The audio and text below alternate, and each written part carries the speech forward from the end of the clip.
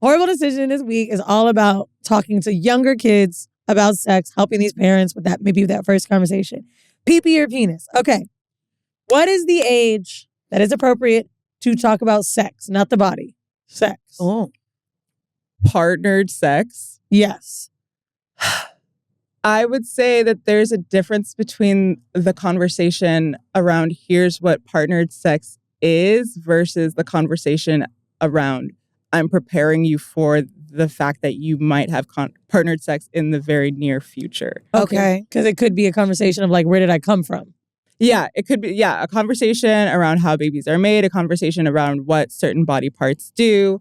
And what age is that you think appropriate? Honestly, from some things I've read, it can be around like the 5 years old mark. I was going to guess 5. I was going to guess 5. Oh my gosh, I'm forgetting the name. There's this really good guide around like what aspects of the conversation should be happening at what age. So it's like 0 to 2. You can start introducing that certain body parts exist, or 2 to 4 if you notice that a child is engaging in self-stimulation, which really does start around age 2.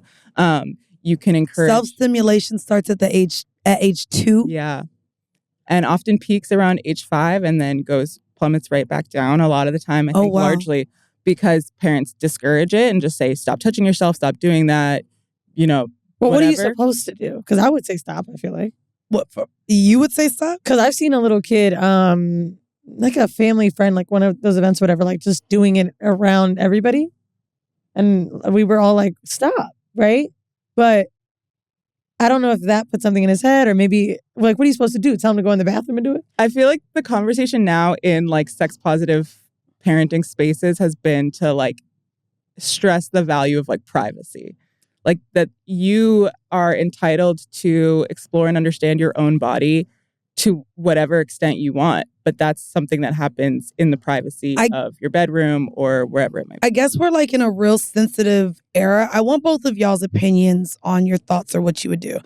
So I have a friend whose son is potty training right now and went to daycare, and amidst potty training, he's taking his clothes off because you're potty training. At home.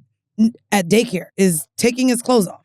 So playing in the toilet, taking his pants off, and did this in class multiple times. Well, one of the little girls went to their mom and was like, Mommy, I saw a little boy's penis today. Clearly, the mom is irate. Mind you, the whole class is potty training. They're between 2 and 4 years old. They're all potty training. And so the little boy got suspended. And the mom is completely upset because she's like, you know this person? Yes. So the Is mom, this one of your friend's kids? yes. And their kids got suspended? Yes. And the mom is completely upset because she's like, they're potty training. And why are you sexualizing my son? Yeah. I don't understand why my kid would get kicked out. What do you want me to tell a 3-year-old? If they're potty training, where do they do it at that the little girl saw it?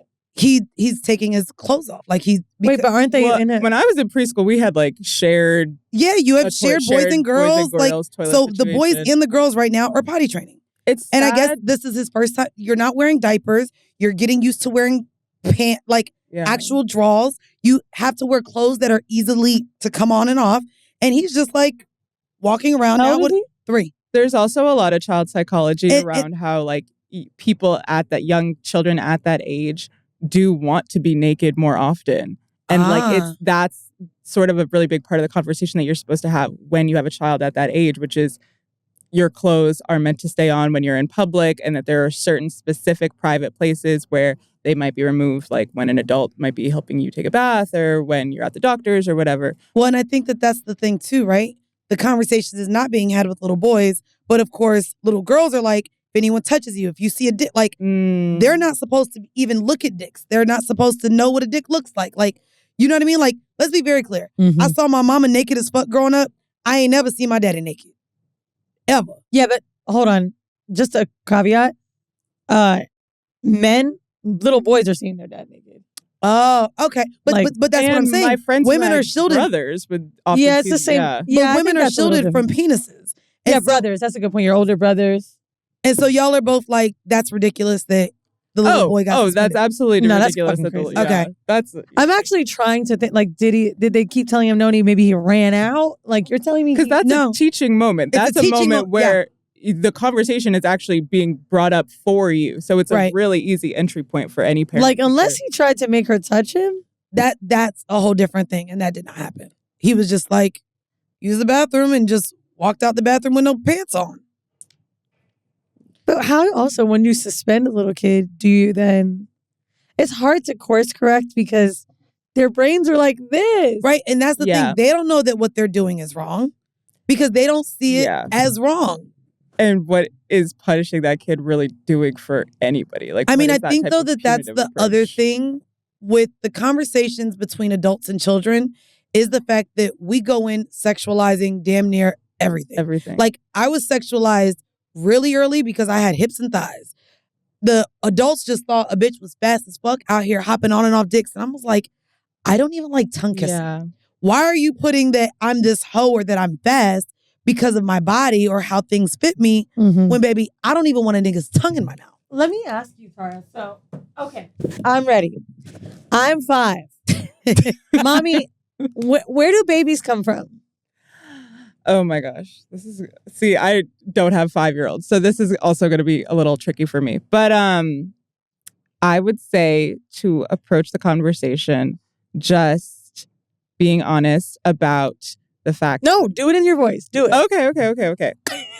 When people are older, they engage in something called sex. That is when a penis goes in a vagina and the result is a baby. And the baby grows inside the mommy's stomach and then comes out of the vagina. See, I feel like I just struggled through that horribly. Tara, I'm 13 and I have a boyfriend. And I really Y'all are quizzing me. I'm 13. Oh my gosh. I'm 13. I have a boyfriend I really like, and we saw this movie and he wants to try it. He wants to have sex with me. What is the conversation? Okay, I think because 13 bitches is starting to be inquisitive and fuck. Or their boyfriends are 14, 15, 16. So how do you talk to me as a 13-year-old saying, I think I want to, try something with my boyfriend? If it's my child, I feel like there's like a little bit more room to sort of instill my own morals and just life experiences and to say I would not recommend that this is something that you engage in at this age.